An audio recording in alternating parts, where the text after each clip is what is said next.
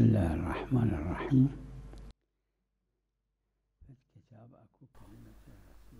ایک کتاب ہے کلمہ رسول اعظم کے نام سے، تقریباً 400-500 صفحے کی کتاب ہے، جس کے اندر رسول اکرم کے خطبے اور کلمات جمع کیے گئے۔ بھائی سید حسن مرحوم نے اس کتاب کو جمع کیا تھا، کلمۃ رسول العظم صلی اللہ علیہ وآلہ۔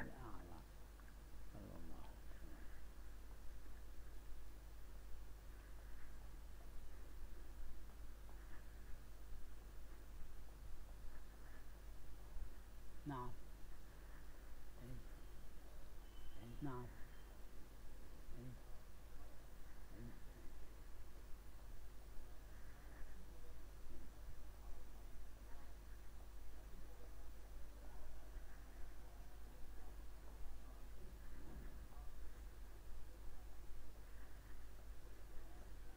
كل بلد له حكم نفسه، ہر ملک میں اور ہر شہر میں اس شے کا حکم اس ملک کے لحاظ سے۔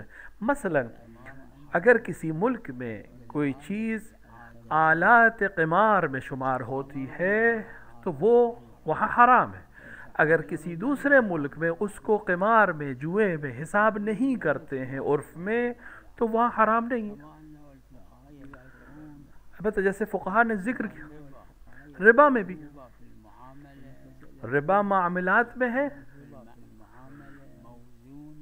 موزون میں ہوتی ہے، یعنی اور تولنے والی چیز میں، یا لیکن اگر کوئی ایک مثلا لیکن اگر عدد میں اگر تجارت ہوتی ہے تو اس کے اندر ربا نہیں ہے۔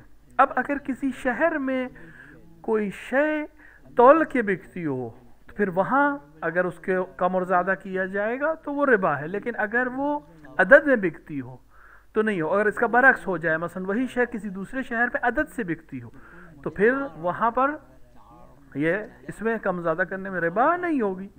تو لہٰذا ہر شہر اور ہر ملک میں اپنے عرف کے لحاظ سے حکم شرعی مرتب ہوگا۔ نعم. محل خلاف المشهور بين الفقهاء واللي يظهر من متواتر الروايات أنه شرط في صحة العمل، ولذا في الآية الشريفة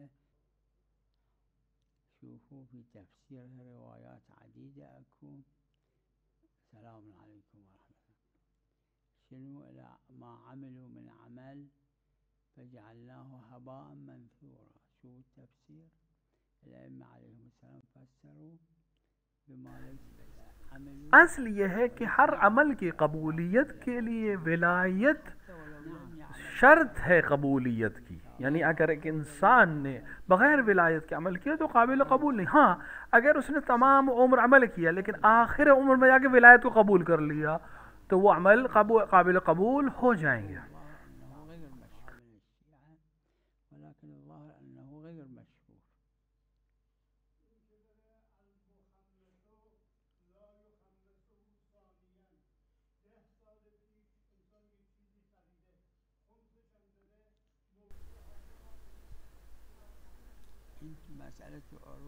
یہ مسئلہ عروۃ الوثقی میں ذکر کیا گیا، صاحب عروہ نے فرمایا ہے، اور تمام فقہا جنہوں نے حاشیہ لگایا انہوں نے اس چیز کو قبول کر کے حاشیہ نہیں لگایا۔ فرمایا ہے اگر وہ چیز جس کا خمس دے چکا ہے اور استعمال نہیں کیا تو اگر اس کی قیمت بڑھی تو اس بڑھی ہوئی قیمت پر خمس ہوگا، وَإِلَّا خمس نہیں ہوگا، صرف اس بڑھی ہوئی قیمت پر خمس ہوگا اگر بڑھی قیمت۔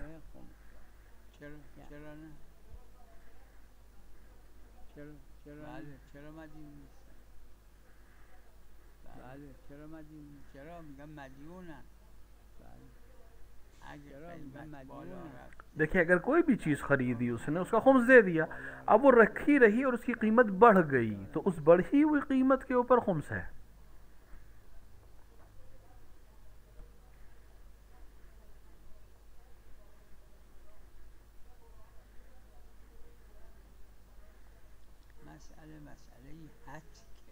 دیکھیے مسئلہ جو ہے حد کے حرمت کا مسئلہ ہے۔ سینکڑوں مثالیں ہیں ایسی. اگر کوئی چیز قرآن کی توہین سمجھی جائے تو وہ جائز نہیں ہے. اور حرمت اور توہین ایک ایسا موضوع ہے کہ شاعر نے اس کو آ کے تفصیل نہیں کیا، تو عرف کو دیکھنا پڑے گا کہاں کیا چیز توہین قرآن یا توہین شے سمجھی جاتی ہے. تو جہاں توہین ہے وہاں نہیں عرض، عرف کا مسئلہ ہے. ممکن ہے کسی جگہ یہ عمل کہ قرآن بند کر کے کسی کے احترام میں کھڑا ہونا،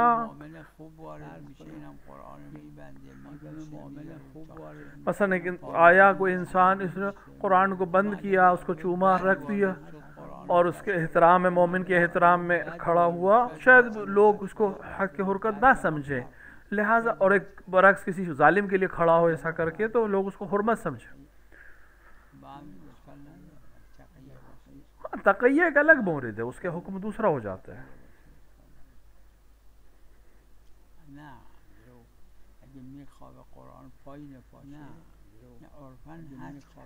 دیکھیں اگر کوئی انسان اس طرح سے لیٹا ہے کہ اس کا پیر قرآن کو لگ رہا ہے یا قرآن کے سامنے لیٹ کے پیر قرآن سے، اس کو عرف میں حرمت شکنی مانا جائے گا، لہٰذا یا پیر رکھ دے یا جوتے اعوذ باللہ رکھ دے، یہ حد ہے، یعنی حرمت کا توہین ہے قرآن کی، لہٰذا یہ کام نہیں کرنا چاہیے.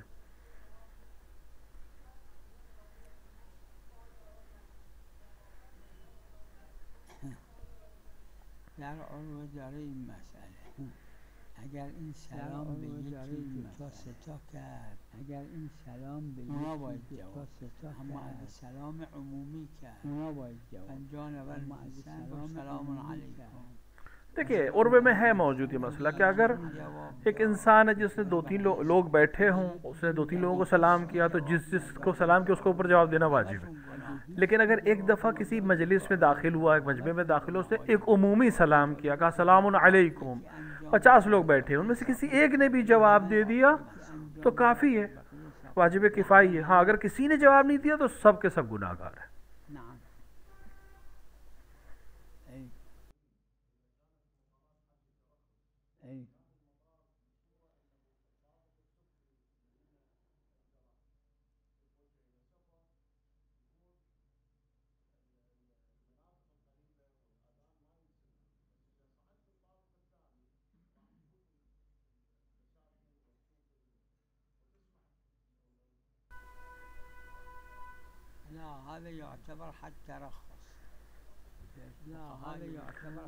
یہاں سے مراد حد ترخص ہے، اور وقت الوثقی میں بھی موجود ہے. معیار دیکھنے میں اور سننے میں متعارف ہے، یعنی عمومی، جہاں تک عموم کے لوگ، عام لوگ،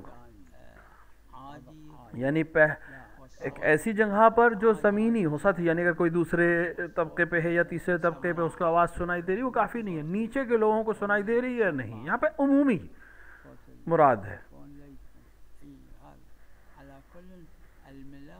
معیار ہمیشہ عرف ہوتا ہے اور متعارف ہے.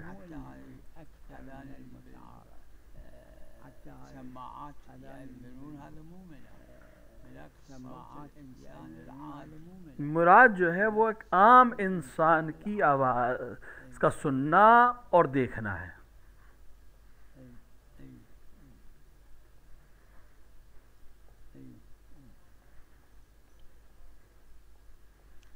لا الملاك انه يروح في مكان لا يسمع صوت الاذان العادي ولا يرى معیار وہ ہے،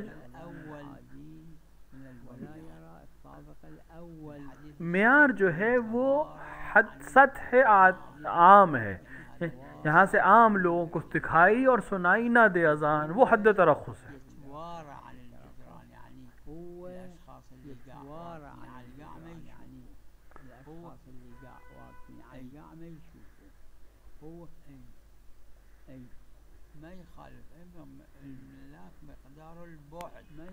دیکھیے معیار جو ہے دوری ہے، جہاں سے سنائی اور دکھائی نہ دے عام لوگوں کو آواز، عام کان نہ سن سکیں اور عام آنکھیں نہ دیکھ سکیں آخری گھروں کو اور اذان کی آواز کو، وہ حد ترخص ہے.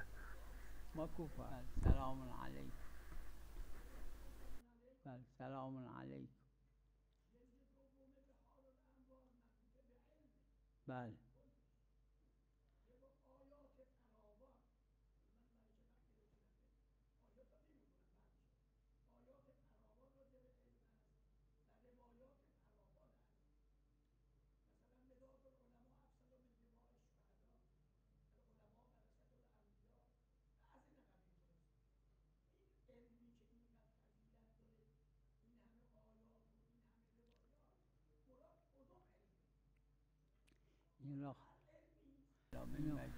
خود علامہ مجلسی نے اس مسئلے کو دوسری جلد میں یا بہار کی کسی اور جلد میں انہوں نے واضح کر دیا، وہ علم یا واجب ہوں یا مستحب، ان کے لیے یہ فضیلتیں ہیں جو روایات میں اور آیات میں بیان ہوئے.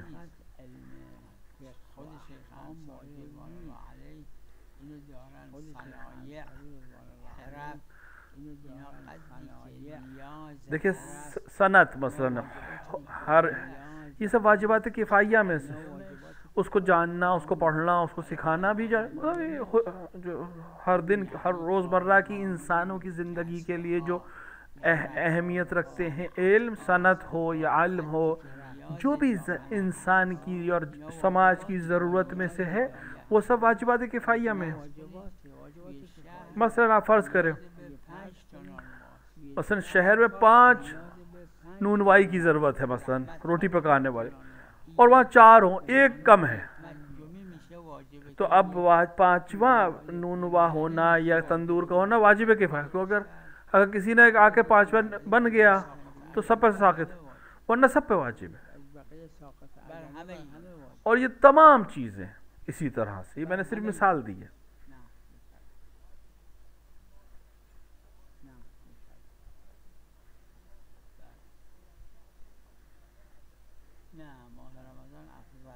میری نظر میں ماہ مبارک رمضان رجب سے افضل ہے، اور دیگر علماء نے بھی اسی نظر کو قبول کیا ہے. بہت کم ہے. رجب کی فضیلت میں بہت عظیم کی روایات آئیں، لیکن رمضان میں بھی ایسا ہی ہے. لہٰذا اگر دونوں روایات کو ہم جمع کریں اور دونوں مہینے کی روایات کو ہم جمع کریں تو معلوم ہے کہ ماہ مبارک کی فضیلت زیادہ ہے.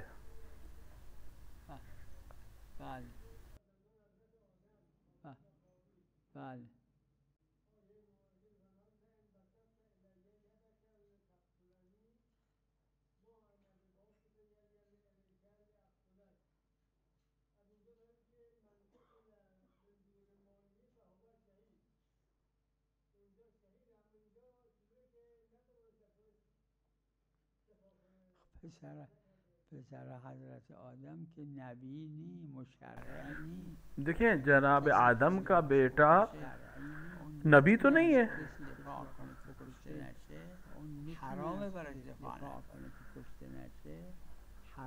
اس کا عمل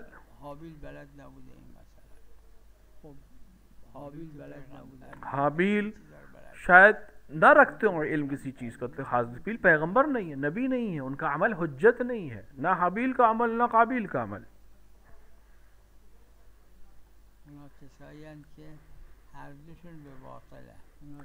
کچھ جگہیں ایسی ہیں جہاں دونوں فرد باطل ہیں، یعنی باطل کے اوپر اگر جنگ ہو. بعض جنگیں ایسی تو بہت جس میں قاتل و مقتول دونوں جہنم میں جائیں گے. یا مراد جنگ ہے جو حق پر ہے،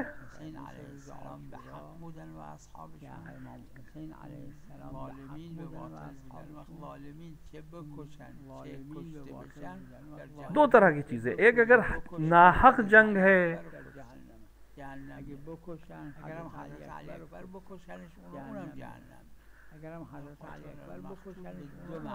دو معنی میں آیا کہ اگر دونوں باطل ہیں تو دونوں جہنم میں ہیں، قاتل بھی مقتول بھی. اگر حق کی جنگ ہے تو چاہے قتل ہوں یا قتل کیے جائیں، نا حق پر جو باطل پہ وہ جہنم میں جائے گا. مثلا روز عاشورہ جو امام حسین کو قتل کر رہا ہے وہ بھی جہنمی ہے، امام حسین جسے قتل کر رہے ہیں مقتول ہوتے ہوئے بھی وہ جہنمی ہے. منافات نداره اما محظور دم کی باید بکشتش؟ منافات نداره اما محظور دم کی باید بکشتش؟ آها اگه امام همین حالا اونم جهنم. زبیر کا بھی مسئلہ اس طرح سے ہے کہ زبیر حالا اونم جهنم کو قتل کرنے والا اچھا آدمی نہیں تھا، لہٰذا وہ بھی جہنمی ہے، امام کی اجازت کے بنا قتل کیا اس نے.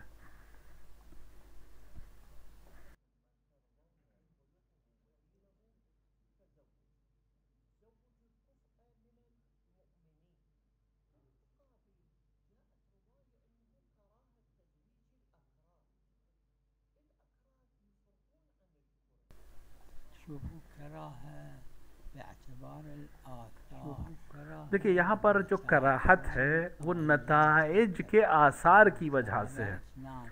اگر دو شخص یا دو افراد، ایک مرد ایک مرد ہے، ایک زوجہ عورت ہے، دونوں مومن ہیں، دونوں مومن و مومنہ، لیکن دونوں کی زندگی کا طریقہ مختلف ہے، لہٰذا ممکن ان کے لیے ایک دوسرے کے ساتھ رہنا مشکل ہو. یہ کراہت جو اس طرح سے بیان کی گئی ہے بعض وسائل عملیہ میں بھی ذکر. لغت کے جاننے والے سے مراد نہیں ہے، مراد اہل لغت نہیں، مراد یہ ہے کہ ہر قوم کے زندگی گزارنے کا ایک خاص طریقہ ہوتا ہے، لہٰذا وہ اگر مختلف لوگ آپس میں شادی کریں گے تو کراہت ہے، یعنی نتائج اچھے نہیں ہوں گے. اور اگر روایت ضعیف ہو تو اس پہ عمل ہی نہیں ہے. لیکن اگر قاعدہ تسامح میں بھی ہم اگر اس روایت کو قبول کریں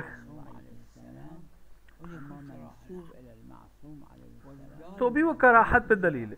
اور میں نے عرض کیا کہ کراہت وہ اثر ہے ثقافت کی وجہ سے، دونوں آپس میں ان کے لیے زندگی گزارنا سخت ہوگا، نتائج اچھے نہیں ہوں گے، لہذا مکروہ. ممکن ہے بہت سے لوگ رہ بھی لیں.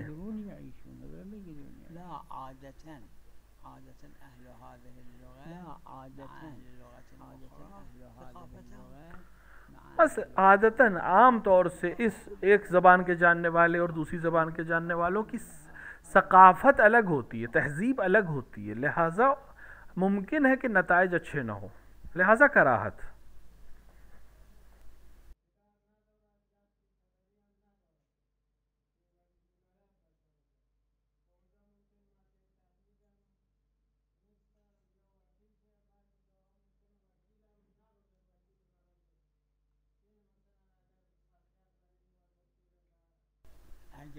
اگر خود این دختره که میگید بالغ شده، اگر خود این دختره که میگید بالغ شده،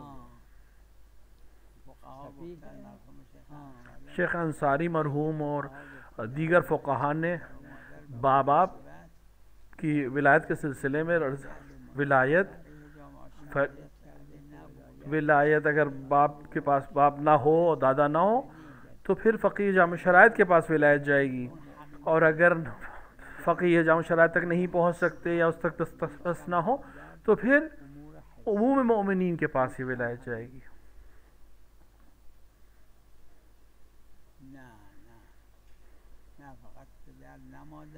اولاً کہ سب سے پہلے باپ کے پاس، اس کے بعد دادا کے پاس، ماں کے پاس ولایت نہیں ہے، نانا کے پاس ولایت نہیں ہے. ہاں صفی کا مسئلہ ہے، یعنی اگر لڑکی صفی ہے یا بچہ صفی ہے، یعنی اس کو اچھے برے کی تمیز نہیں ہے، لیکن اگر لڑکی بالغہ ہے، رشیدہ ہے، اچھے برے کو سمجھتی ہے، اپنے چیزوں کو سمجھ سکتی ہے، درک کرتی ہے، تو اپنے نفس کی ولیہ خود ہے اگر باپ نہیں ہے تو.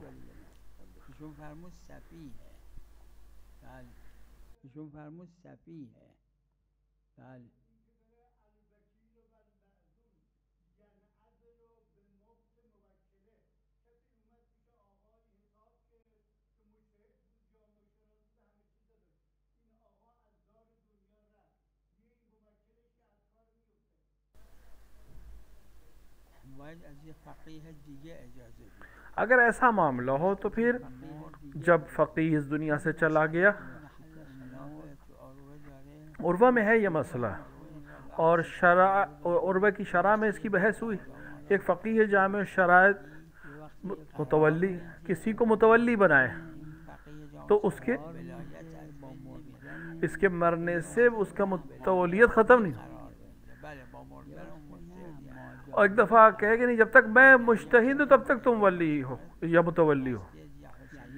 مثلا ایک فقیہ کسی حسینیے کے لیے کسی مسجد کے لیے کسی کو متولی بناتا ہے تو فقیہ کے مرنے سے اس کی تولیت ختم نہیں ہوگی. اختلافی مسئلہ ہے. بعض کہتے ہیں کہ نہیں مرنے سے ختم ہو جائے گی, بعض کہتے ہیں کہ نہیں اگر ولی بنا دیا تو فقیہ کے مرنے سے ولایت ختم نہیں.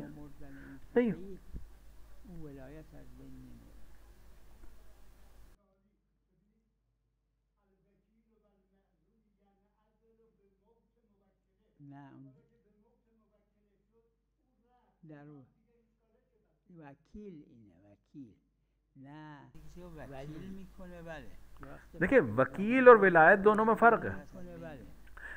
فقیہ نے کسی کو وکیل بنایا تو فقیہ کے مرتے ہی وکالت بھی ختم ہو جائے گی. لیکن اگر ولی بنایا مسجد کا, حسینیے کا, کسی بچے کا, تو جب تک وہ زندہ ہے ولایت رہے گی. یعنی شخص جب تک زندہ اس کی ولایت رہے گی, کیونکہ فقیہ کے مرنے سے ولایت ختم نہیں ہوتی ہے. اور میری نظر میں صحیح ہے, ولی اور وکیل میں فرق ہے. وکالت ختم ہو جائے گی, ولایت ختم نہیں ہوگی.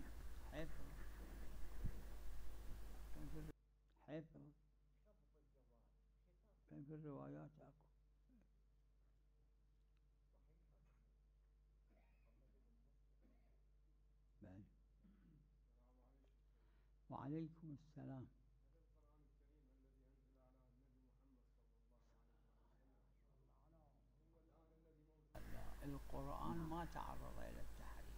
قرآن میں کوئی تحریف نہیں ہو. شان نزول میں بعض علماء نے, تفسیر میں بعض نے تحریف کی ہے, لیکن خود یعنی مثلا شان نزول میں رسول اکرم صلی اللہ علیہ وآلہ پہ جب جبریل نازل ہوتے تھے, مثلا یا ایھا الرسول بلغ ما انزل الیک, یہ قرآن ہے. پھر تنزیل کی وجہ بیان کی, یہ علی, یہ بھی جبرائیل نے بیان کیا کہ علی کے لیے بیان ہوا. فی علی کا جملہ شان نزول قرآن, قرآن نہیں ہے, شان نزول ہے اس آیت کا. اس چیزوں میں تحریف ہوئی ہے, تنزیل میں ہوئی ہے, تفسیر میں ہوئی ہے, تعویل میں ہوئی ہے, لیکن خود قرآن میں الفاظ قرآن میں کوئی تحریف نہیں ہوئی ہے.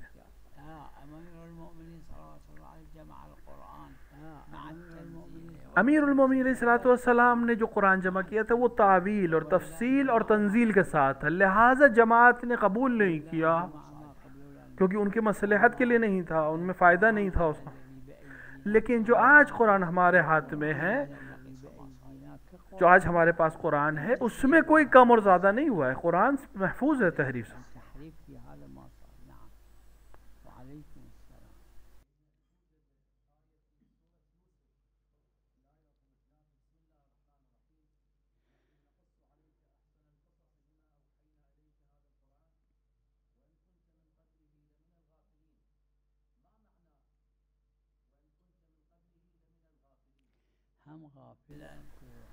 دیکھیں غافل کا جملہ بھی استعمال ہے, اور ضال کا جملہ, رسول کے پاس جو کچھ ہے وہ اللہ کے پاس ہے, اپنے پاس تو کچھ بھی نہیں. خداوند عالم نے سب کچھ عطا کیا رسول اکرم, یقیناً سب کچھ عطا کیا, تو اس میں کوئی اشکال نہیں. اور روایت ہے کہ یہ جو چیزیں اور کلمات بعض طرح خطاب ہے پیغمبر کو, وہ پیغمبر خطاب نہیں ہے, اصل میں دوسرے خطاب ہے.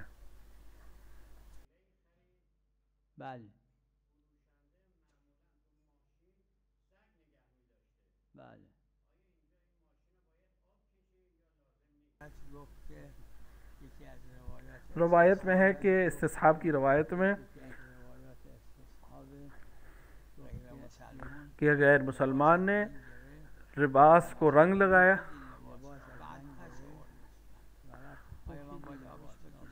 مجھ سے کوئی لباس لیا رہن کے طور پر, پھر مجھے واپس کر دیا کیا مجھے اس لباس کو دھونا ہے؟ حضرت نے فرمایا کہ نہیں، کہ حضرت نے فرمایا کہ تم نے جب دیا تھا تو پاک تھا، تو ابھی بھی واپس ہے پاک۔ اب آپ سوال جو کر رہے ہیں کہ مثلا اگر کوئی گاڑی خریدی اور شخص جو تھا وہ مثال کے طور پر اس کے اندر کوئی حیوان، نجس حیوان کو رکھتا تھا، اب آپ کو یقین ہے کہ یہ نجس ہوئی ہے یا ہوا ہے کسی طہارت کی وجہ سے، کسی بھی چیز سے،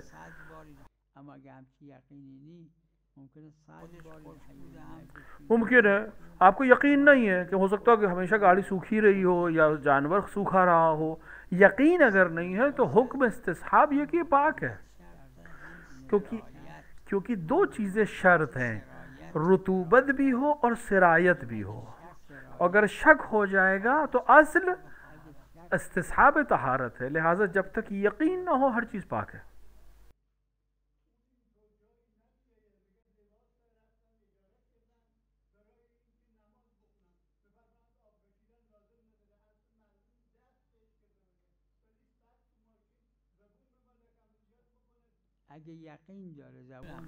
دیکھیں یقین ہونا ضروری ہے۔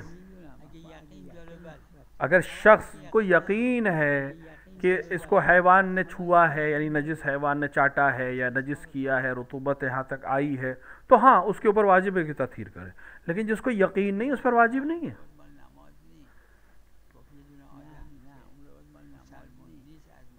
وہ نماز کی روایت نہیں ہے۔ شخص کہتا ہے امام سے کہ میں نے ایک لباس ایک غیر مسلمان کو دیا، اس کے بعد اس کو لباس پہنا اس نے اور واپس کر دیا، اب مجھے معلوم نہیں ہے کہ اس پہ پسینہ اسے آیا تھا نہیں آیا تھا، یہ لباس گیلا ہوا تھا یا نہیں ہوا تھا، نجاست اس کے بدن سے سرایت ہوئی یا نہیں، تو حضرت نے کہا کہ اگر تم نے یقین نہیں ہے تو پاک ہے۔ ہاں اگر یقین ہو جائے تو ظاہر ہے کہ یقین کو اہمیت دی جائے گی۔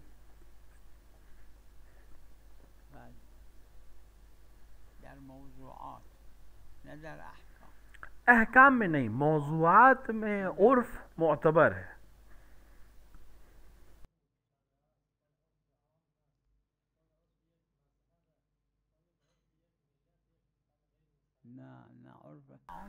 عرف سے مراد عام، حتی مسلمانوں نے بھی ضرور ہے۔ شارع نے کہا قطع رحم حرام ہے، نہیں فرمایا قطع رحم سے مراد کیا ہے۔ اب اگر غیر مسلمان بھی کہتا ہے کہ یہ قطع رحم ہے، مسلمان بھی کہتا ہے قطع رحم، تو یہ قطع رحم ہے۔ موضوعات احکام شارع نے کہا قطع رحم حرام ہے، تو قطع رحم موضوع ہے، حرام حکم ہے۔ احکام اور حکم قرآن اور روایت سے لیے جائے گا، لیکن موضوعات عام لوگوں سے لیے جائے، مگر یہ کہ خود شارع نے بیان کیا ہو۔ عام چیزوں میں حتی عرف چاہے کافر کیوں نہ ہو، قطع رحم کسے کہتے ہیں، حتی کفار بھی کہتے ہیں یہ قطع رحم ہے، حرام ہو جائے گا وہ۔ اگر دو عرف ٹکرا جائیں تو دونوں ٹکرا جائیں گے اور ختم ہو جائیں گے، ان کی حجیت ختم ہو جائے گی۔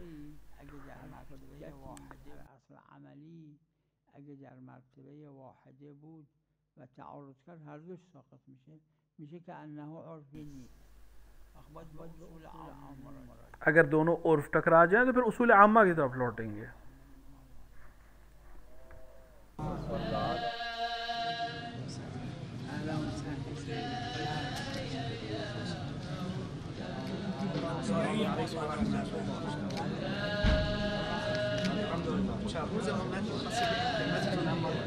تقريبا الزهر وسيامون بالاختراع الشهري الإداري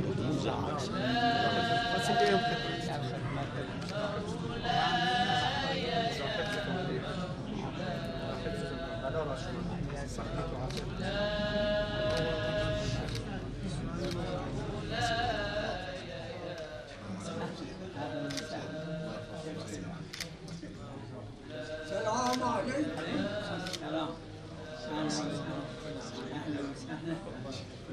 مرحبا.